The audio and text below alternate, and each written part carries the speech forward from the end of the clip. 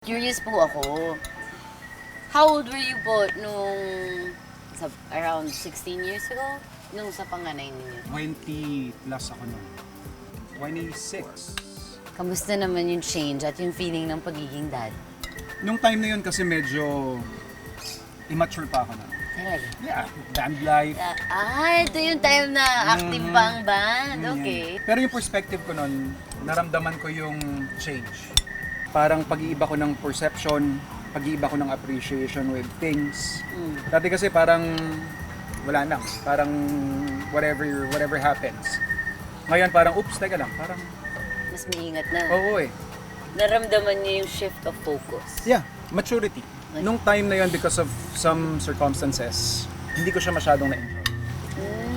Maraming challenges na kinakaharap ng time na yon. Kaya naman itong bunso ko na, kaya alam ni ate yon, sobrang hands-on talaga.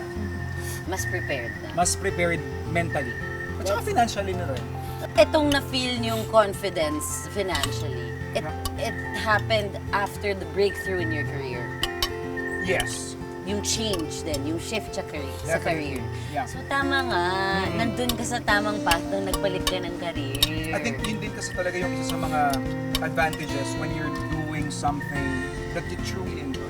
The universe will Support you bless that. somehow. Na parang you're in the right path.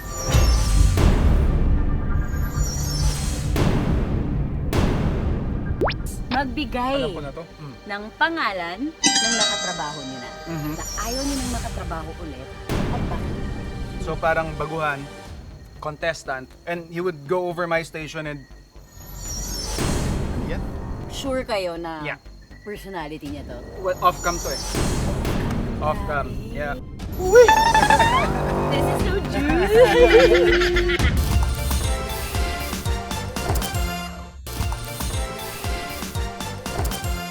Itong na-feel yung confidence financially, it happened after the breakthrough in your career. Yes. Yung change din, yung shift sa career. Definitely. Yeah. So tama nga, nandun ka sa tamang path nung nagpalit ka ng career. I think yun din kasi talaga yung isa sa mga advantages when you're doing something that you truly enjoy. The universe will Support bless you that. somehow. Na parang you're in the right path.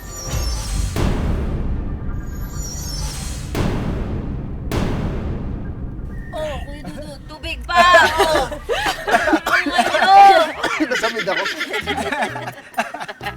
Okay, binakuha ka. Akala nyo hindi ako nakikinig. Oh, sige, ano? Sobrang ganda nung sinabi ni Chef. Hindi niya plano yung nangyari, Nangyayari sa kanya. pero binato sa kanya. So, ibig sabihin, plano siya ng universe for you. Plano siya ni Lord for you. Pag nandun ka, sa kung saan ka gusto ng mundo, isusupply niya lahat ng kailangan mo Para para magtuloy-tuloy at tumaas ka pa. Pero ang ganda lang kasi pakinggan ng pag ganyan na yung nabuo mo na yung kwento. Ah. Pero some will Habang say... pinagdadaanan mo, hindi siya Maganda na siya pag nag-full circle na. Oo eh. Some may say I was lucky. Ang caveat kasi niyan is kailangan, you have to be prepared. The universe will always provide you with opportunities to do what you need to do in life. But you have to prepare for that moment. Doon po sa bunso ninyo, if there's anything that you can change dun sa panganay niyo, ano yung natutunan niyo from the experience of panganay niyo sa bunso ninyo? Time. Time? Yeah. I wish I had more time with my firstborn. Yun yung mga bagay na as you would have your own family in the future, dyan mo mas ma-appreciate yung pinaka-importanting currency sa buong mundo. It's time. Yung talaga pinaka-valuable. Yeah. And if you want to say anything to your eldest, what would it be? He knows I love him so much. Time will tell. Everything will be revealed in time. May pa-flying kiss. Sali ako baka kasi. Na-inspire ako. Hindi kasi baka someday makilala niya rin ako. Okay. Why not? Okay. Bigay ko Sweet sa'yo. naman.